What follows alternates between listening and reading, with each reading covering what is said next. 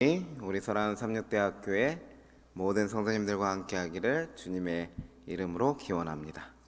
함께 하늘까지 가시는 모든 성도들 되셨으면 좋겠습니다. 그런 의미에서 함께 인사해 보실까요? 저를 따라서 하시겠습니다. 함께 하늘에 갑시다. 함께 하늘에 갑시다. 옆에 계신 모든 분들과 꼭 하늘까지 함께 갈 수 있도록 서로 도우시고 격려하시고 기도해 주시고 힘을 주시는 우리 모든 가족들 되셨으면 좋겠습니다. 저는 오늘 누가복음 24장의 말씀을 본문으로 해서 말씀을 증거하고자 합니다. 본문의 일부분을 제가 말씀을 낭독하도록 하겠습니다. 먼저 13절부터 17절까지의 말씀입니다. 그날에 저희 중 둘이 예루살렘에서 25리 되는 엠마오라 하는 촌으로 가면서 이 모든 된 일을 서로 이야기하더라. 저희가 서로 이야기하며 문의할 때에 예수께서 가까이 이르러 저희와 동행하시나 저희의 눈이 가리워져 그인즉 알지 못하거늘 예수께서 이르시되 너희가 길 가면서 서로 주고받고 하는 이야기가 무엇이냐 하시니 두 사람이 슬픈 빛을 띠고 머물러 서더라. 35절부터 38절입니다. 두 사람도 길에서 된 일과 예수께서 떡을 떼심으로 자기들에게 알려지신 것을 말하더라. 이 말을 할 때 예수께서 친히 그 가운데 서서 가라사대 너희에게 평강이 있을지어다 하시니 저희가 놀라고 무서워하여 그 보는 것을 영으로 생각하는지라. 예수께서 가라사대 어찌하여 두려워하며 어찌하여 마음에 의심이 일어나느냐. 38절부터 41절입니다. 예수께서 가라사대 어찌하여 두려워하며 어찌하여 마음에 의심이 일어나느냐. 내 손과 발을 보고 나인 줄 알라. 또 나를 만져보라. 영은 살과 뼈가 없으되 너희 보는 바와 같이 나는 있느니라. 이 말씀을 하시고 손과 발을 보이시나 저희가 너무 기쁨으로 오히려 믿지 못하고 기이 여길 때에 이르시되 여기 무슨 먹을 것이 있느냐 하시니. 저는 오늘 이 저녁에 누가복음 24장의 말씀을 본문으로 하여서 감정이 믿음을 거부할 때라는 제목으로 말씀을 증거하도록 하겠습니다. 오늘 말씀의 내용을 이해하기 위해서는 먼저 감정과 생각의 연결 관계를 우리가 먼저 알아야 됩니다. 과연 우리가 느끼는 감정과 생각이라고 하는 것은 어떻게 연결되어 있을까요? 제가 여러 심리학적인 예를 들 수 있지만 그렇지 않고 성경의 이야기들의 예를 잠깐 여러분들에게 보여드림을 통하여서 우리가 하는 생각들과 우리 마음에 깃드는 감정이 어떻게 연결되어 있는지를 살펴보도록 하겠습니다. 먼저 아브라함의 예를 살펴보면 다음과 같습니다. 아브라함이 자신의 아내 사라를 누이라고 속인 거 여러분 잘 알고 계시죠? 그 과정이 어떻게 되었는지를 창세기 20장 11절의 말씀에는 분명히 기록해 주고 있습니다. 아브라함이 자신의 아내를 누이라고 속일 때의 그 최종적인 감정은 두려움으로 인한 행동이었습니다. 그런데 그 두려움이 어떻게 깃들게 되었는지에 대해서 성경은 이렇게 기록하고 있는 것입니다.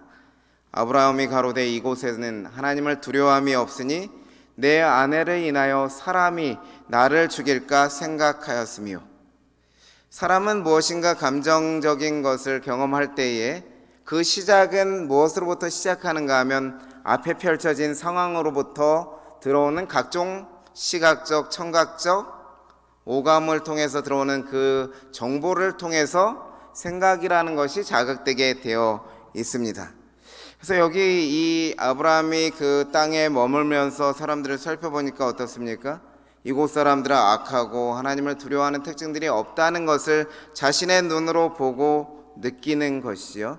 그것들이 그의 생각 속에 들어오니까요. 어떤 생각이 듭니까? 이 사람들이 내 아내로 인하여서 나를 죽이면 어떻게 할까 그렇게 생각하는 것이죠. 그러니 어떻게 되겠습니까? 미래의 위협에 대한 생각을 하게 되면 두려움과 불안이 몰려오는 것인데 그 감정이 자연스럽게 깃들게 되거든요. 아브라함이 이 사람들이 나를 죽일 거라고 생각하니까 두려움의 감정이 생기게 되겠죠. 그로 인해서 이르러 오는 것은 거짓말하는 행동으로 나아가게 되는 것입니다. 아브라함을 통해서 우리가 알게 되는 사실 한 가지는 우리는 어떠한 일이 우리에게 펼쳐지면 그 펼쳐진 것에 대해서 생각을 하게 되고 그 생각으로 인하여서 마음에 감정이 생겨난다고 하는 것, 그리고 그것에 따라서 행동으로 옮긴다고 하는 것을 우리는 확인하게 됩니다. 성경의 이러한 시각을 가지고 계속해서 읽으시면 상당히 신기한 본문들을 많이 만나게 되시고 상당히 재미가 있습니다. 왜냐하면 사람의 마음의 상태에 대해서 안다고 하는 것이 상당히 재미있는 일이죠. 왜냐하면 그 상태가 나의 상태이기 때문이죠. 그래서 여기 그 한 가지 예만 더 들면 다음과 같습니다. 민수기 11장에는 이스라엘 백성들에 대해서 나오는데요. 특별히 이스라엘 백성들이 만나를 가지고도 이렇게 불평하는 이야기가 나옵니다. 특별히 6절의 말씀에 보시면 이제는 우리 정력이 쇠약하되 이 만나 외에는 보이는 것이 아무것도 없도다. 하나님께서 주신 축복의 증거조차도 불평의 대상으로 삼는 어리석음을 나타내는 이 행동, 여러분 이해가 사실 잘 되지 않지만은 그 과정을 살펴보게 되면 자연스럽다는 것을 우리는 이해할 수 있게 되는데요. 이렇게 행동으로 불평으로 옮기기 전에 그들의 마음에는 다시 울며 가로되 이러한 말이 나오는 것처럼 정서적인 문제가 있었다는 것을 우리는 확인할 수 있는데요.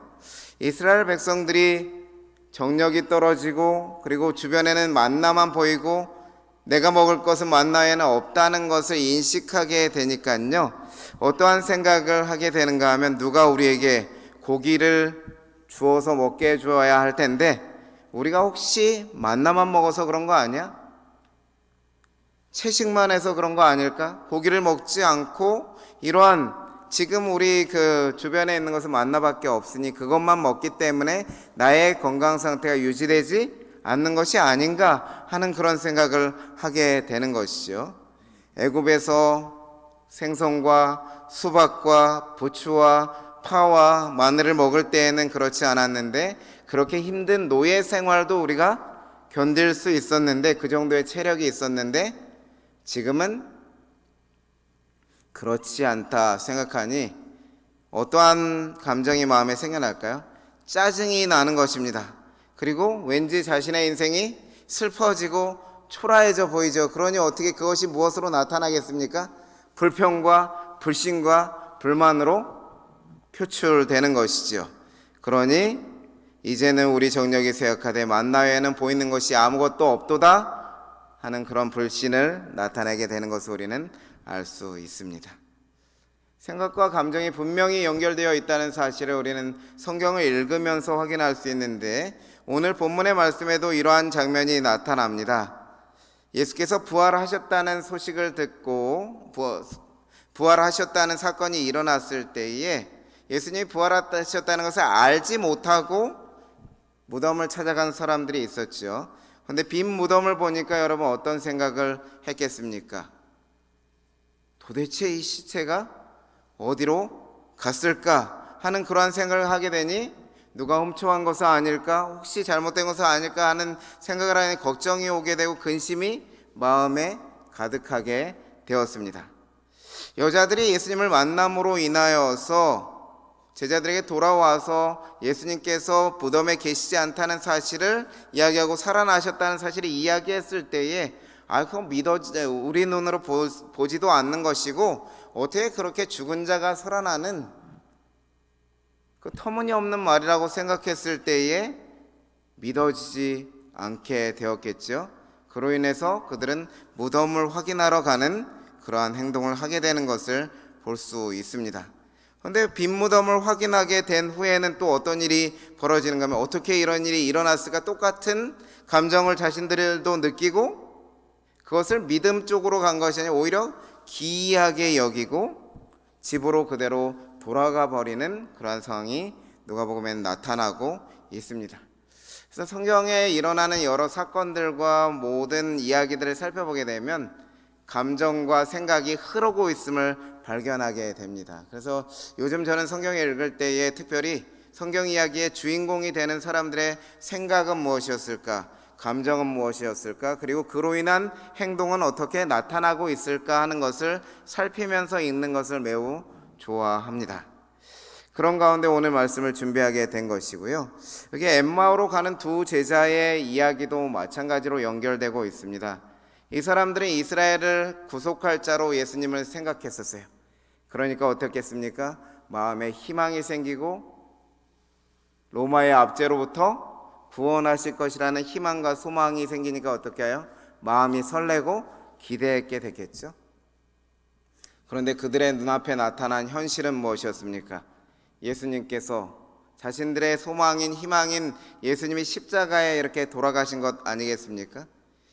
그때 이 사람들이 느꼈을 마음에 들었을 그러한 생각은 무엇이라고 생각되십니까? 아, 이렇게 무너지는 것인가?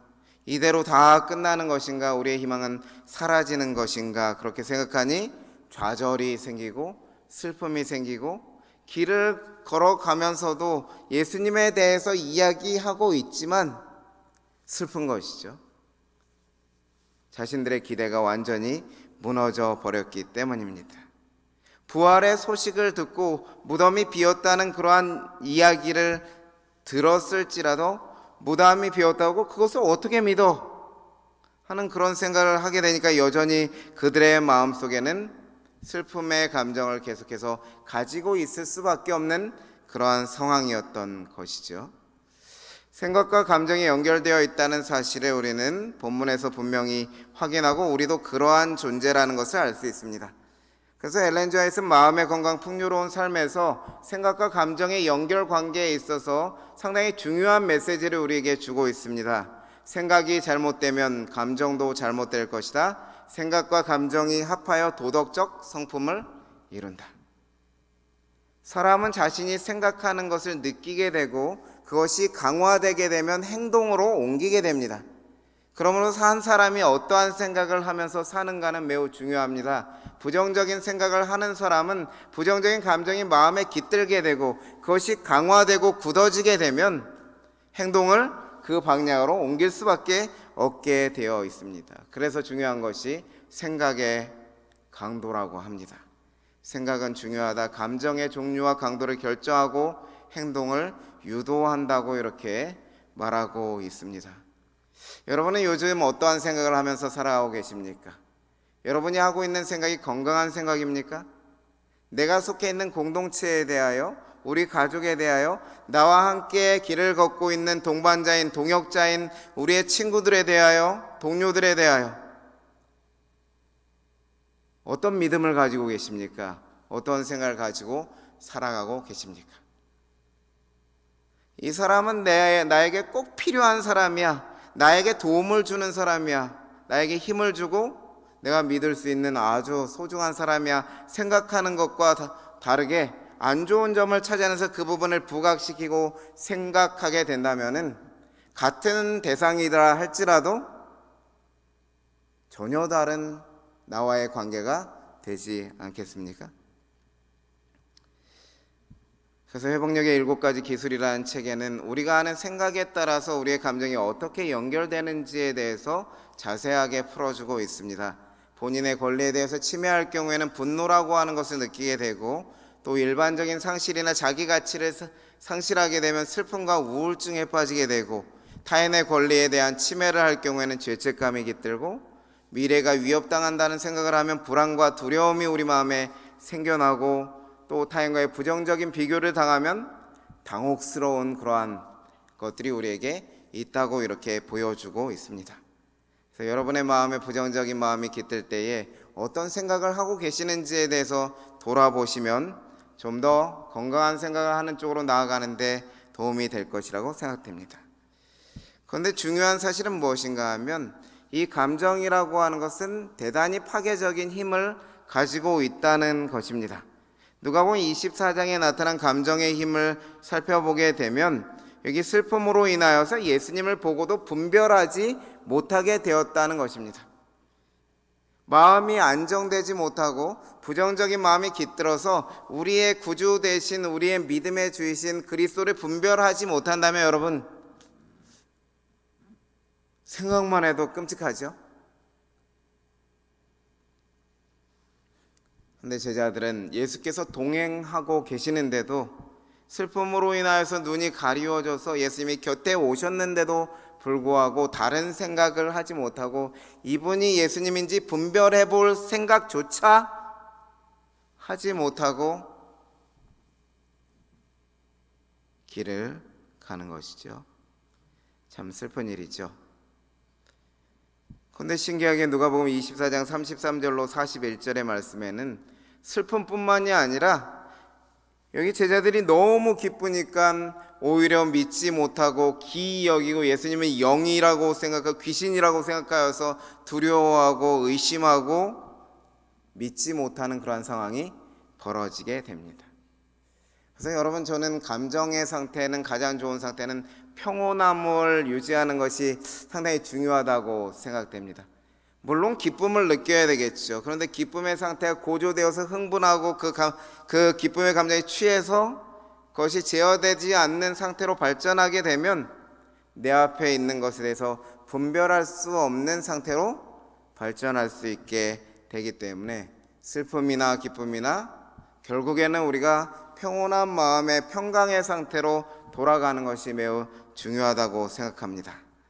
그래서 감정이 가지고 있는 힘은 예수님의 출현에도 영으로 생각하고 놀랍고 무서움으로 인해서 믿지 못하는 일이 벌어지게 됐고요. 손과 발을 보이셨을지라도 너무 기쁘니까요, 어떠한 일이 벌어집니까? 똑같이 믿지 못하였다고 성경은 기록하고 있습니다. 그래서 바람직한 행동으로 나아가지는 못하게 된 것이죠. 그래서 여러분, 정리해보면 누가복음 24장에 나타난 감정의 힘은 감정에 압도될 때에는 믿음이 흔들리게 된다는 것입니다. 무분별하게 되는 것 같아요. 그래서 제가 요즘 그 감정적인 것이 고조되고 막 이렇게 화가 나고 하는 상황이 되면 앞에서 무슨 말을 하는지도 잘 안 들린다는 것을 자주 이렇게 경험하게 되는 것 같은데, 여러분도 경험하시겠죠? 내가 화가 나면 옆 사람이 아무리 좋은 말을 해줘도 좋은 말이라는 것을 느끼지를 못하고 오히려 나를 약올리는 것 같고 분별이 생기지 않죠. 사람의 감정이 압도되면 믿음에 영향을 미치고, 다시 말하면 이성적 판단이 악화되고 분별력이 떨어지게 되어 있습니다. 전두엽이 감정을 조절해야 하는데 감정이 전두엽을 삼켜버리는 그런 위험한 상황에 처하게 되는 것입니다. 그런데 여러분, 더 두려운 것은 감정이 습관이 되었을 때예요. 감정이라는 것도 습관이 된다고 합니다. 생각을 반복하게 되면 그 감정이 반복되니까 자연스럽게 습관이 되겠죠. 그런데 유쾌한 감정이라고 해서 뇌가 더 좋아하지는 않는데요, 자기가의 습관이 된 감정을 더 좋아한답니다. 그렇기 때문에 화를 자주 내게 되면 화를 자주 나게 되고요, 하하하 웃는 것을 잘하는 분들은 그것이 계속해서 보면 습관적으로 이렇게 그것들이 표현되는 것들을 보실 수 있습니다. 그래서 우리는 익숙한 감정을 내가 모를지라도 나의 뇌가 선호하게 된다고 하는 것입니다.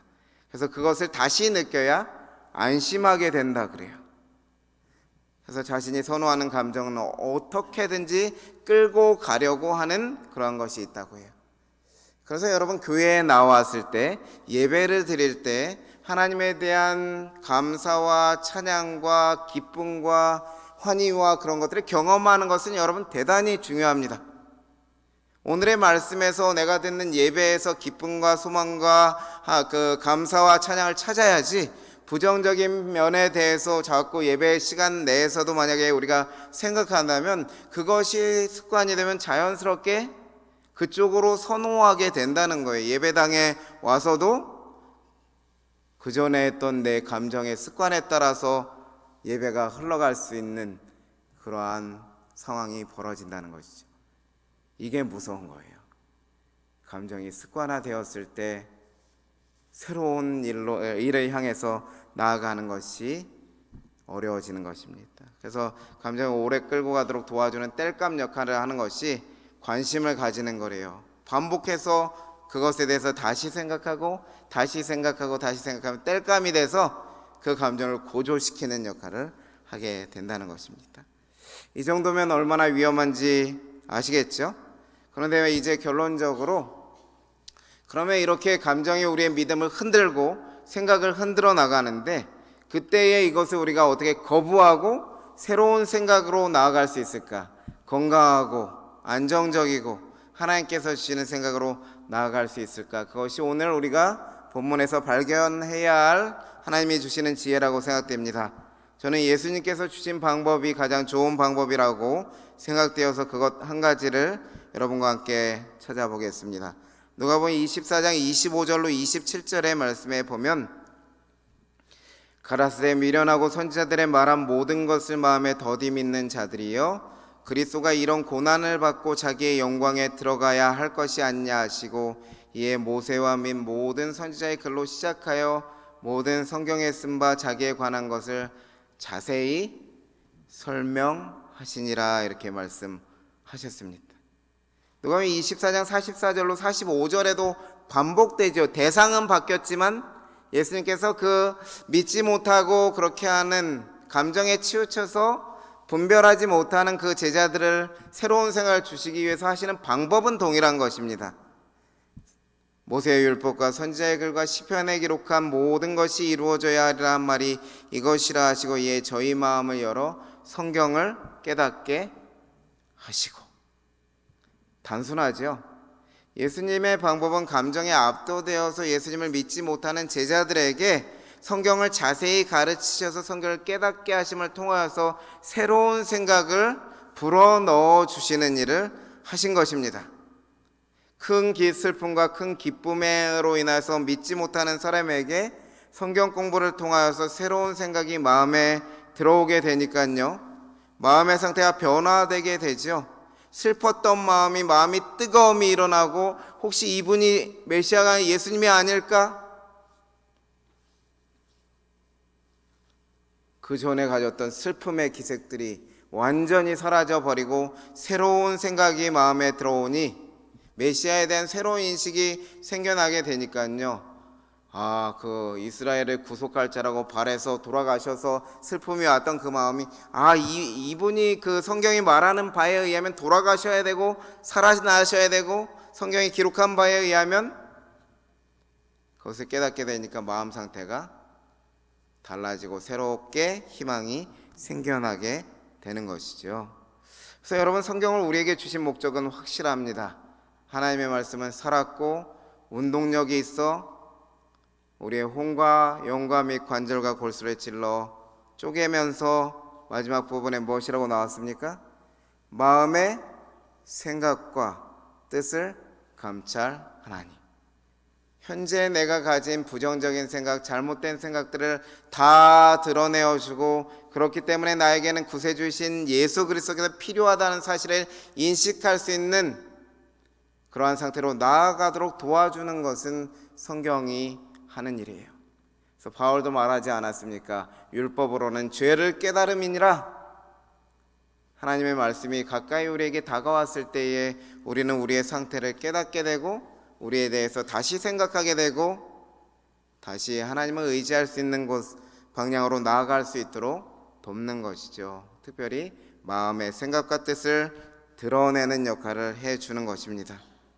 그렇게 되었을 때에 일어나는 역사는, 하나님의 말씀이 우리 마음에 거하고 우리 마음속에 기록될 경우에 하나님께서 하신 약속은 나는 그들의 하나님이 되고 그들은 내 백성이 될 것이라 말씀하셨습니다.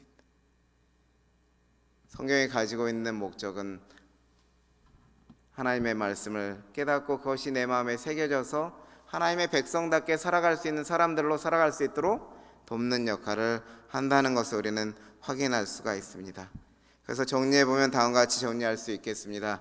성경은 감정이 믿음을 거부할 때 새로운 생각을 불어넣어 새로운 감정을 갖게 하고 예수님에 대한 신뢰를 회복되게 하여 하나님의 백성으로 살아가도록 돕는, 무엇보다도 귀중한 역할을 하고 있다는 것을 우리가 안다면 2025년 더욱더 주님의 말씀을 가까이 하는 일에 힘써야 되겠죠. 말씀 한번 요약해 보도록 하겠습니다. 강한 감정은 믿지 못함을 가져온다는 것을 우리는 확인했습니다. 다시 말하면 다른 생각을 하지 못하도록 한다는 것을 확인하셨고요. 그 다른 생각을 하지 못할 때에 새로운 생각을 하는 방법은 하나님께서 주신 건강한 생각이 기록되어 있는 하나님의 말씀을 가까이 하는 것이 새로운 생각을 하는 방법이라는 것을 알게 됩니다. 그럴 때 자연스럽게 새로운 감정이 우리 마음에 깃들게 될 것이고, 그것은 우리의 마음에 확신을 불어넣게 되고 하나님의 백성으로 살아가는 데 있어서 꼭 필요한 그런 말씀들이 되고, 우리를 의로운 행동, 하나님의 백성다운 분별력을 가지고 살아가도록 돕는 일을 한다는 것입니다. 감정이 믿음을 거부할 때 예수님이 하셨던 것처럼 성경을 펼치는 일이 우리에게 필요하겠습니다. 사랑하는 성도 여러분, 우리는 오늘도 여전히 감정에 압도되어서 믿음이 연약해지는 일이 발생하지요. 질투와 분노와 슬픔과 같은 부정적 감정이 우리를 압도하면 예수님의 눈앞에서 사라져버립니다. 쾌감과 만족과 같은 긍정적 감정이 우리를 압도해도 우리 옆에 계신 예수님을 알아보지 못하고 예수 믿음을 거부하게 됩니다. 그때 여러분 어떻게 하시겠습니까? 우리 모두 예수님이 하셨던 것처럼 성경을 펼치시기를 간절히 소망합니다. 성경을 읽는데 용기를 내셨으면 좋겠습니다. 성경으로 인하여서 불신의 감정이 뜨거운 확신으로 바뀌었던 제자들의 경험이 여러분의 경험이 되기를 간절히 소망합니다. 2025년 시작하시면서 성경 통독 결심하셨죠? 하나님의 말씀을 묵상하기로 결심하셨죠? 잠시 멈추고 있는 분도 계실지 모릅니다. 그렇지만 다시 시작하시면 됩니다. 무엇을 위해서요? 하나님께서 주시는 새로운 생각으로 우리 구주 예수님을 보고도 분별하고 감사함으로 받아들일 수 있는 믿음의 사람들로 성장해 나가는 사람이 되기 위하여 그렇게 해야 할 것입니다. 여러분의 결심 변치 마시고 2025년도에는 말씀을 깊게 상고함을 통하여서 하나님이 주시는 새로운 생각을 얻으시고, 그를 통하여서 감정에 치우친 신앙이 아니라 하나님이 주시는 생각으로 인한 건강한 생각과 감정이 우리 안에 깃들어서 우리의 행동까지도 하나님의 말씀에 합당한 그러한 행동을 하는 방향으로 나아간다면 얼마나 우리가 기쁘겠습니까? 여러분, 주님의 말씀을 펼치는데 부지런하십시다. 근면하고 성실하십시다. 습관을 들이시고 하나님의 은혜로 그 말씀을 통해서 살아가는 1년을 보내십시다. 하나님이 여러분을 돌보시고 인도하실 것입니다. 이제 이러한 마음을 담아서 우리가 교회에 오셨으니 개인 기도의 시간을 가지시면 좋겠습니다. 그래서 세 가지 기도 제목을 준비하였습니다. 첫 번째는 부정적 감정이 마음에 깃들 때 말씀을 펼칠 수 있는 그런 힘을 달라고 기도하시고요. 두 번째는 말씀을 깨달을 수 있는 성령의 지혜를 달라고 간구해 주시기 바랍니다. 그리고 세 번째는 말씀 묵상을 지속할 수 있는 힘을 달라고 하나님께 세 가지 제목을 가지고 개인 기도의 시간을 가지겠습니다. 음악이 나오는 동안 기도하시고요. 음악이 맞춰지면 제가 축도하도록 하겠습니다. 개인 기도 드리시겠습니다.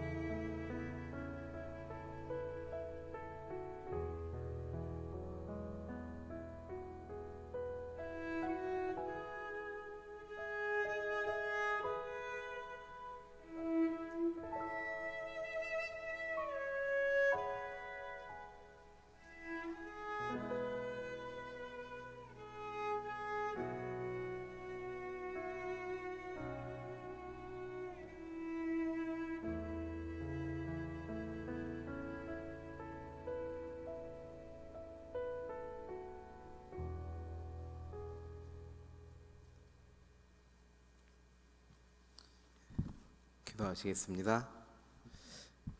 사랑과 자비의 아버지 하나님, 오늘 이 저녁 주의 성전에 나와서 함께 하나님의 말씀을 듣고 또 우리의 마음을 하나님께 드리는 시간을 가지도록 하여 주니 감사드립니다.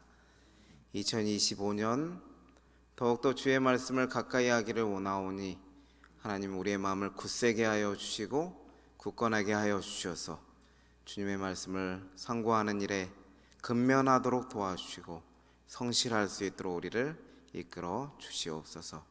연약하여질 때에 우리를 붙들어 주시고 성령의 지혜로 우리를 교훈하여 주시고 하나님의 말씀을 깨달아 하는 기쁨이 우리 가운데 있도록 주여 역사하여 주시옵소서. 2025년 하나님의 말씀이 우리의 길에 등불이 되는 귀한 경험을 할 수 있도록 도와주시고 주님의 말씀으로 인하여서 우리의 심령이 안정이 되고 우리의 생각과 감정이 평온함을 얻는 기쁨의 경험들이 우리 삶에서 계속 이어지도록 주여 은혜 베풀어 주시옵소서. 우리 기도를 들으시는 하나님께서 안식일을 맞이할 때까지 우리 삼육대학교의 모든 성도들을 지켜주시기를 구하오며 우리를 사랑하시는 예수 그리스도의 이름으로 간절히 기도드리옵나이다. 아멘.